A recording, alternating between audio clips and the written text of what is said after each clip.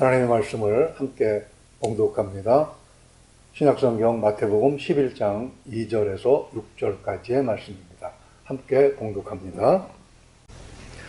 요한이 옥에서 그리스도께서 하신 일을 듣고 제자들을 보내어 예수께 여짜오되 오실 그이가 당신 이오니이까 우리가 다른 일을 기다리오리이까. 예수께서 대답하여 이르시되 너희가 가서 듣고 보는 것을 요한에게 알리되 맹인이 보며 못 걷는 사람이 걸으며 나병 환자가 깨끗함을 받으며 못 듣는 자가 들으며 죽은 자가 살아나며 가난한 자에게 복음이 전파된다 하라.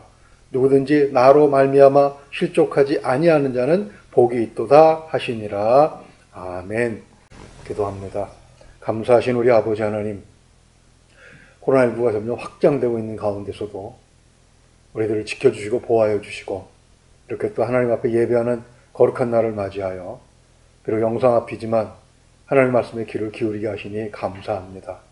우리가 가정에서 부르는 찬양을 주님께서 기뻐 들으셨고 우리가 마음을 모아 드리는 기도를 또한 하나님께서 받아주신 줄로 믿습니다. 하늘의 신령한 양식을 우리에게 부어주셔서 우리의 마음이 더욱더 하나님의 뜻을 바르게 알게 하시고 우리에게 남은 시간들을 복되게 보낼 수 있도록 이 시간 역사하여 주시옵소서. 우리 주 예수 그리스도 이름으로 믿고 의지하오며 기도하옵나이다. 아멘. 할렐루야. 오늘은 주님을 기다리는 대강절 세 번째 주일입니다. 어제 늦은 저녁 은행 ATM을 이용하려고 기기가 설치된 은행 문을 열었습니다. 술 냄새가 확 풍겨오더군요. 정장을 걸친 남자가 바닥에 주저앉아서 다리를 쭉 뻗고 벽에 기대어 잠들어 있었습니다. 걱정이 돼서 들어갈까 말까 하다가 마스크를 쓴 것을 보고 용기를 내서 들어가서 이를 보았습니다. 이를 다 보고 깨워서 보낼까도 생각을 해봤지만 난방이 워낙 잘 돼 있어서 그렇게 좀 시간을 보내다 보면 잘 일어나서 건강한 모습으로 돌아가겠지 싶은 마음에 그냥 나왔습니다. 오면서 보니까 먹자골목에 술집을 가득 채운 사람들과 역 광장을 비틀거리며 걷는 사람들, 이런 것들이 눈에 띄었습니다. 사실 어느샌가 이곳에서는 그것이 일상이 되어 버렸습니다. 사람들의 마음도 이해가 안 되는 것은 아닙니다.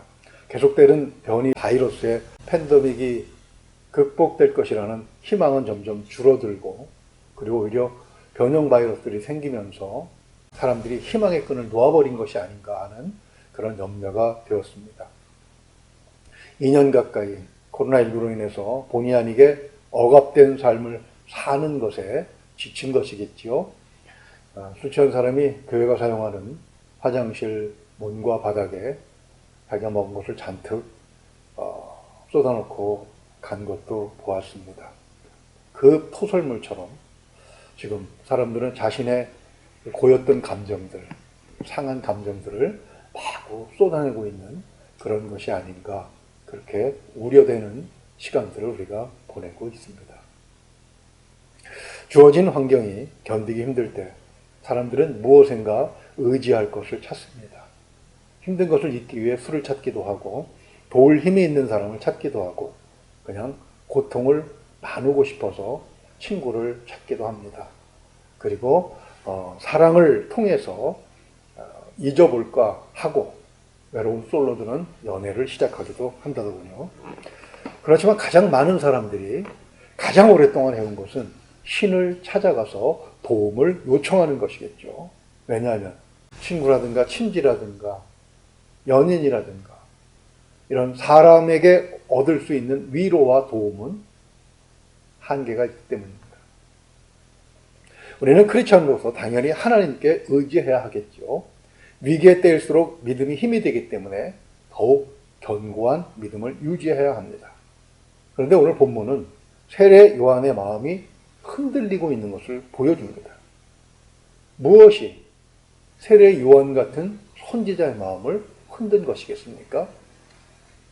우리는 세례 요한이 처한 환경, 즉 그의 처지가 어떠한가를 살펴봄으로 해서 그 해답을 얻을 수가 있습니다. 그도 유대인이었습니다. 즉 그가 포함된 유대인 전체가 놓인 환경이 어떠했는지, 유대인 전체가 놓인 처지를 한번 먼저 살펴봐야 할 필요가 있는 것이죠. 예수님께서 오셨을 때 그때 유대인들의 삶은 지금 우리보다 더 힘들고 어려웠습니다. 아스트로, 바벨론, 메데, 바사, 페르시아죠. 그리고 마케도니아, 그리고 현재 로마까지 여러 제국의 흥망성쇠가 이어졌지만 유대인들은 여전히 그들의 식민지로 지배를 당하고 살고 있었기 때문입니다. 착취와 핍박이 계속되는 가운데 사람들은 하나님을 열심히 찾았습니다. 그렇지만 하나님께서는 말라기 선지자를 통해서 말씀하신으로 무려 400년간 어떤 언질도 주지 않으셨어요. 코로나 인연도 견디기 힘들어서 자포자기 하는 사람들이 생길 정도인데 무려 400년입니다. 우리도 일제강점기를 겪어봐서 알지만 해방되기 직전에 많은 사람들, 특히 크리스천들이 독립의 희망을 포기하고 일본 일왕의 신하가 되지 않았습니까? 불과 36년이었는데도 말입니다. 더군다나 일본 제국주의는 없어졌는데도 오늘날 우리 가운데는 정신적으로 아직 식민지 시대의 노예 근성을 버리지 못하는 사람들이 많은 것도 확인되고 있지 않습니까? 유대교를 지킨다고는 하지만 많은 종교 지도자들이 하나님에 대한 믿음을 상실하고 로마의 신하가 되어서 그에 충성하고 살고 있는 모습을 우리는 사복음서를 통해서 충분히 알고 있습니다. 그러니 뭐 일반 백성들이야 오죽하겠습니까? 세례요한은 좀 다르잖아요. 그러나 그의 처지가 지금은 오늘 본문의 상황에서는 더 악화되었다는 것을 우리는 발견할 수가 있습니다. 그가 어떤 사람입니까? 마태복음 11장 10절을 보면 주님께서 그에 대한 평가를 이렇게 내리셔요. 기록된 바 보라, 내가 내 사자를 내 앞에 보내노니 그가 네 길을 내 앞에 준비하리라 하신 것이 이 사람에 대한 말씀이니라. 아멘. 이 말씀은 주님께서 말라기 3장 1절을 인용하셔서 그 말씀에서 제시하는 사람이 바로 세례 요한인 것을 제자들과 따르는 사람들에게 가르쳐 주신 것입니다. 세례 요한도 유대인 중에 한 사람이기 때문에 그 역시도 유대인 모두가 겪고 있는 일에서 예외될 수는 없었겠지요. 세례 요한은 특히 하나님께서 그의 백성에게 메시아, 즉 그리스도께서 오신다는 소식을 전하며 오실 길을 닦는 자로 선택한 사람이기 때문에 더욱더 백성들의 삶과는 밀접한 관계를 유지해야 했습니다. 세례 요한은 그가 광야에서 외치는 소리를 들어보면 유대인들이 겪는 이 고통의 원인이 그들의 죄 때문이라고 믿고 있었어요. 마태복음 3장 2절을 보죠. 이렇게 그는 외쳤습니다. 회개하라, 천국이 가까이 왔느니라. 그가 그의 민족 유대인들에게 회개를 촉구한 것은 단순히 종교적인 레토릭이나 수사법이 아니었습니다. 그가 자기에게 세례를 받으러 나오는 종교 지도자들에게 한 말을 보면 그의 심정이 얼마나 급박한지 알 수 있습니다. 마태복음 3장 7절을 우리 한번 같이 읽어볼까요? 요한이 많은 바리새인들과 사두개인들이 세례 베푸는 데로 오는 것을 보고 이르되 독사의 자식들아, 누가 너희를 가르쳐 임박한 진로를 피하라 하더냐. 왜 이렇게 혹독하게 야단을 칩니까? 세례 요한은 하나님의 심판이 곧 있을 것으로 믿었어요. 그리고 그 이유 중에 가장 큰 것이 바로 유대의 종교 지도자들이 타락했기 때문이라고 생각을 한 것입니다. 이렇게 지도자들에게 단호했던 세례 요한은 당시 로마 제국으로부터 권한을 이임받아서 유대를 다스리고 있던 헤롯 왕에게도 역시 마찬가지였습니다. 헤롯이 어떤 왕입니까? 누가복음 3장 19절에서 20절을 보면 이렇게 평가하고 있습니다. 분봉왕 헤롯은 그의 동생의 아내 헤로디아의 일과 또 자기가 행한 모든 악한 일로 말미암아 요한에게 책망을 받고 그 위에 한 가지 악을 더하여 요한을 옥에 가두니라. 세례 요한은 당시 로마가 임명한 갈릴리의 분봉왕인 헤롯이 이복 동생의 아내를 빼앗은 것을 책망한 거예요.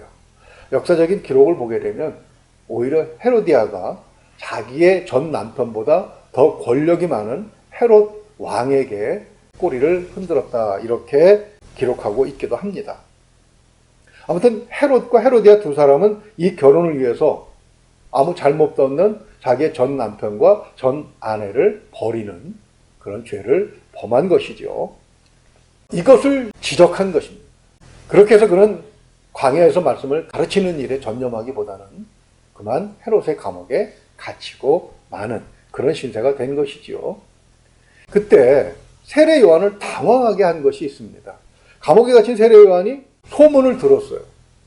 그리고 그 자기의 당황한 마음을 두 제자를 시켜서 예수님에게 확인하고 오게 합니다. 오실 그이가 당신이 오니까 우리가 다른 일을 기다리오리이까? 세례 요한이 원래는 예수님을 오실 그이로 믿고 있었는데 그 믿음에 의혹이 생겼다는 것이지요.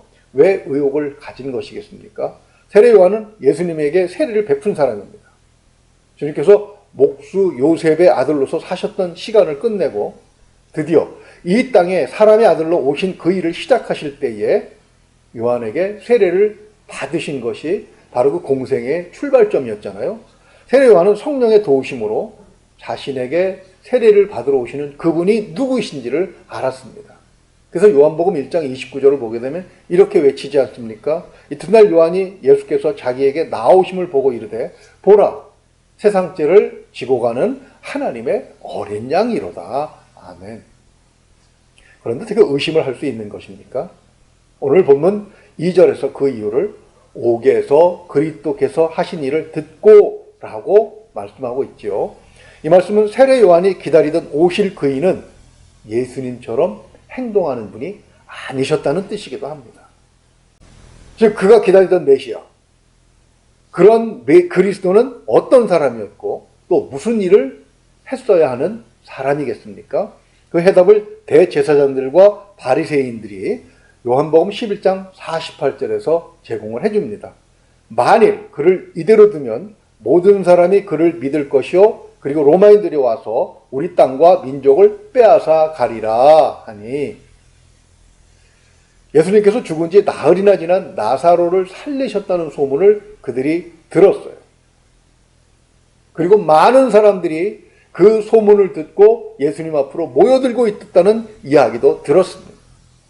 그때 이 대제사장과 바리새인들이 염려한 것은 예수가 그런 기적을 일으키는 것은 사람들을 모아서 군대를 조직하고 그리고 로마로 진격해서 전쟁을 벌이는 것이다. 독립전쟁을 벌이는 것이다. 라고 믿었던 것입니다. 바로 그것이 유대인들과 그리고 세례 요한도 믿었던 메시아, 즉 그리스도의 모습인 것이죠. 심지어는 예수님의 제자 베드로도 그렇게 믿고 있었어요. 베드로뿐만이겠습니까? 나머지 제자들도 그랬고 그리고 특히 그 중에 가룟 사람 유다는 예수님을 배신하기까지 하잖아요. 유대인의 종교 지도자들이 염려한 것은 메시아가 전쟁을 일으킨다라는 그것보다 로마의 정책이 더 무서웠습니다. 하나님보다 로마가 더 무서웠어요.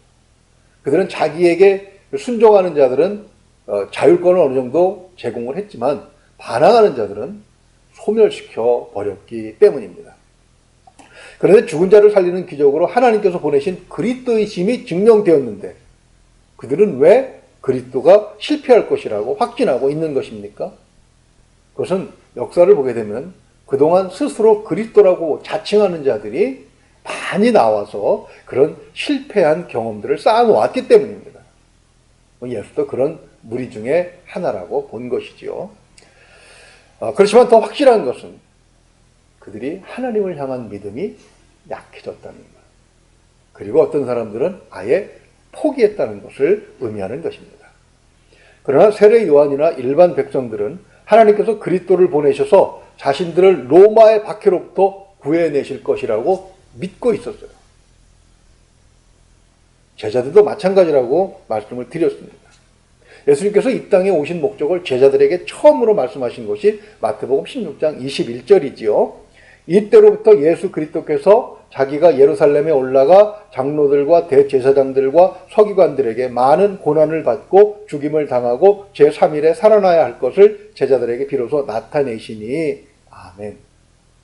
유대 백성들과 세례 요한과 제자들이 기다렸던 그리고 기대했던 희망을 가졌던 그리스도와는 전혀 다른 이야기를 하시는 것입니다.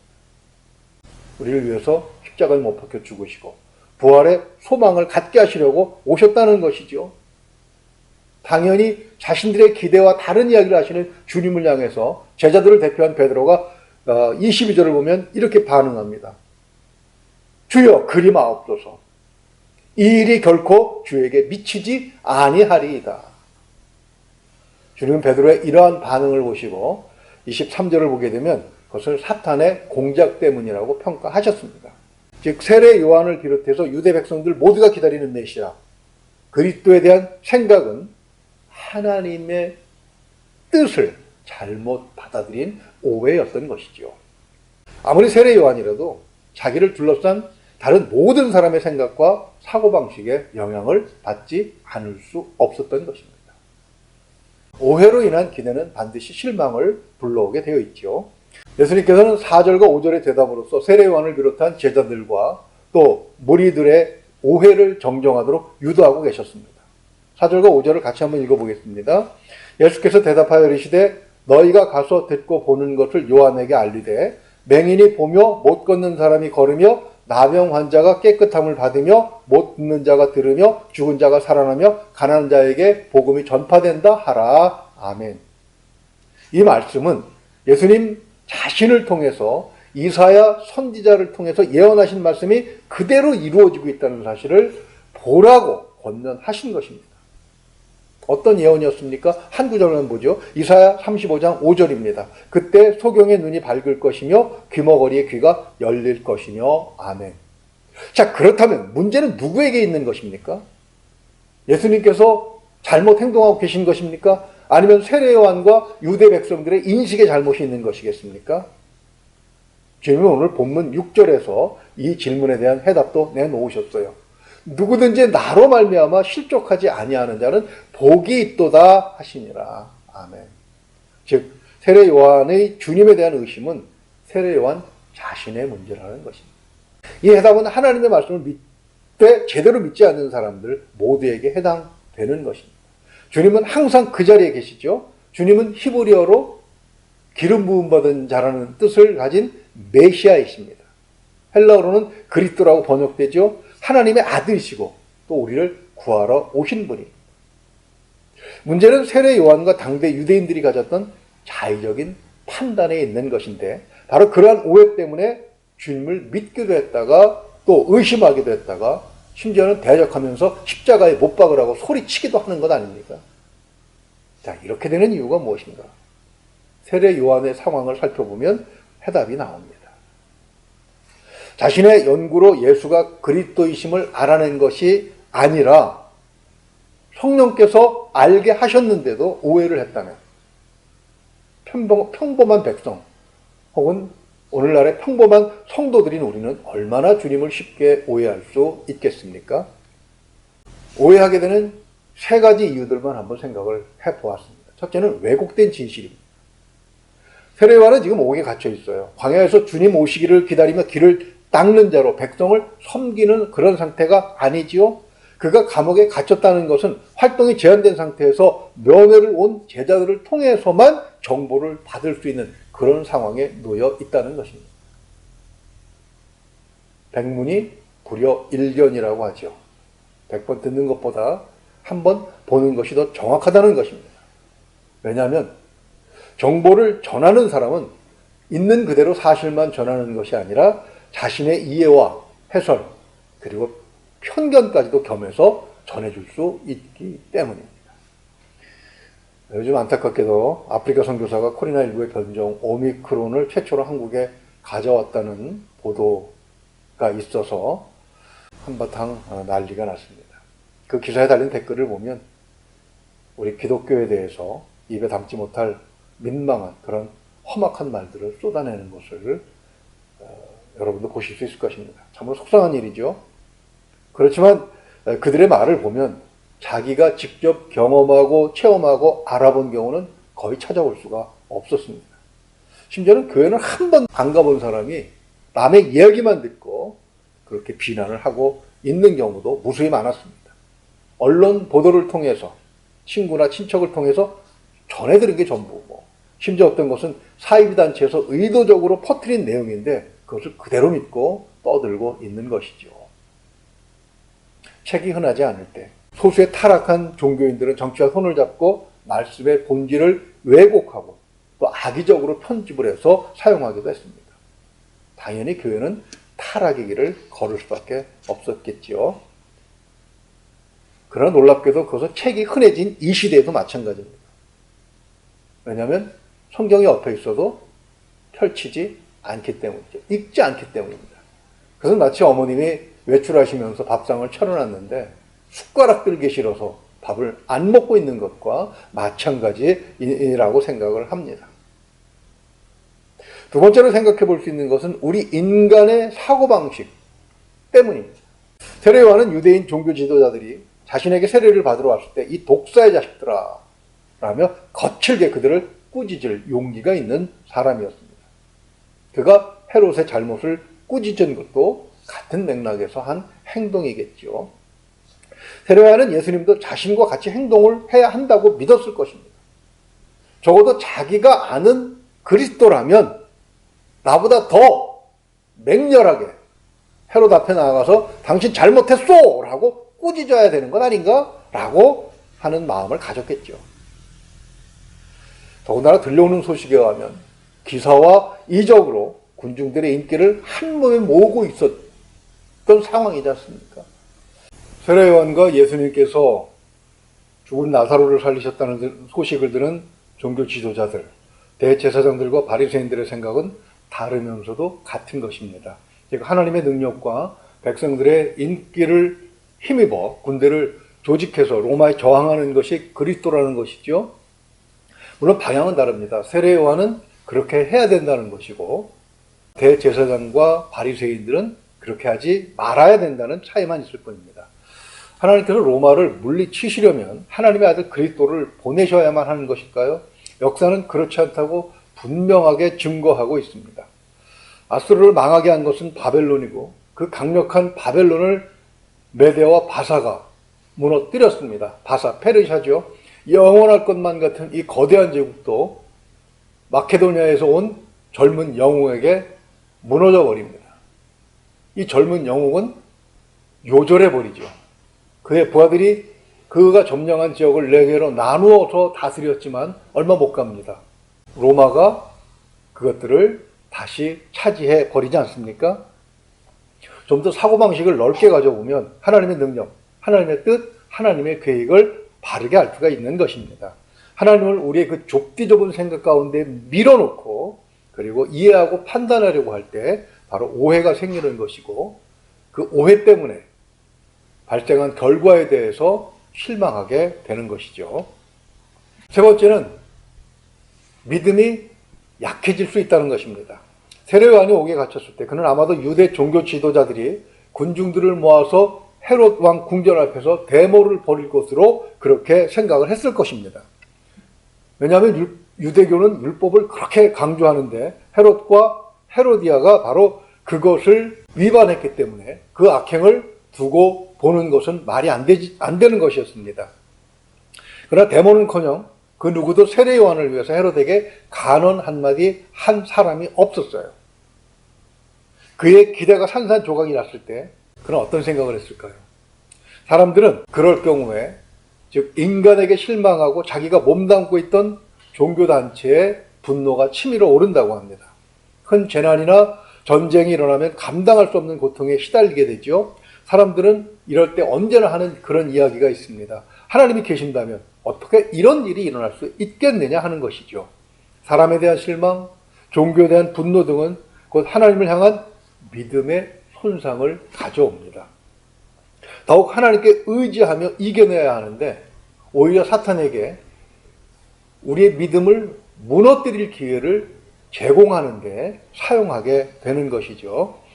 세례 요한의 불안과 베드로의 평안을 비교해 볼 필요가 있습니다. 성령 강림으로 믿음이 굳건해진 베드로는 이전과 달랐어요.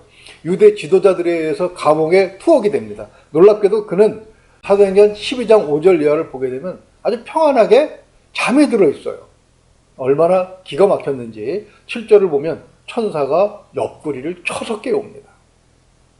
얼마나 평안했으면 그랬을까요? 왜 그렇게 평안함을 느끼죠? 사라지면 사는 만큼 그리스도와 복음을 더 전하면 되는 것이고 죽는다면 그리스도 옆으로 가는 것이니 평안을 잃을 이유가 없었던 것이지요. 사도행전 16장 23절 이하를 보면 바울과 실라가 빌립보에서 모함을 받아서 감옥에 갇히게 됩니다. 그들 또한 손과 발이 묶인 상태에서 지하 감옥임에도 불구하고 그들은 찬양과 기도를 드려요. 그때 놀라운 기적이 일어나죠. 위기의 때일수록 우리는 하나님을 더 의지해야 합니다. 감당하기 어렵고 힘들 때는 평안을 위해서 기도하고 찬양하는 것이 유익하다는 것이지요. 기대가 크면 실망도 큽니다. 정치는 희망을 크게 가지게 하지만 또 가질수록 실망도 커서 절망으로 끝날 수도 있잖아요. 그러나 예수님은 비록 우리가 오해해서 우리가 기대한 거에 미치지 못해서 실망하기도 하지만 그러나 궁극적으로 우리를 더 큰 소망, 더 복된 상황으로 이끌어 주시죠. 우리는 지금 대통령 선거 기간 중에 있습니다. 하나님의 말씀보다 정치가들의 말에 귀를 더 솔깃하게 기울이게 하는 그런 영적으로 위험한 때이기도 하지요. 각 후보의 진영에서 사용하는 말이나 수단들 우리는 잘 평가해야 합니다. 그렇지 않으면 선동당하고 악용당할 뿐만 아니라 나 스스로에게도 돌이킬 수 없는 피해를 가져오게 되는 거죠. 최소한 후보들의 말이나 그 진영에서 하는 이야기들이 그것이 근거 없는 비난이냐 아니면 정확한 사실에 근거한 비판이냐를 헤아리는 노력은 해야 합니다. 가장 중요하면서도 크리스천에게 해야 하는 것들이 있습니다. 그것은 사람들의 선동에 부하뇌동하지 않기 위해서 하나님의 뜻이 어디 있는지를 묻는 것이죠. 편협하고 자기 중심적인 생각은 오해를 불러오고 세상에 대한 오해는 하나님에 대한 믿음을 약화시킬 수 있기 때문입니다. 7,000명대로 확진자가 늘어나고 있는 지금 교회로 모이는 일은 당분간 어렵겠지요. 믿음을 지키기 위해서 어떻게 해야 하겠습니까? 말씀을 가까이 하십시오. 마음의 평안을 위해서 찬양을 즐기십시오. 마지막으로 기도를 빼먹지 마시기 바랍니다.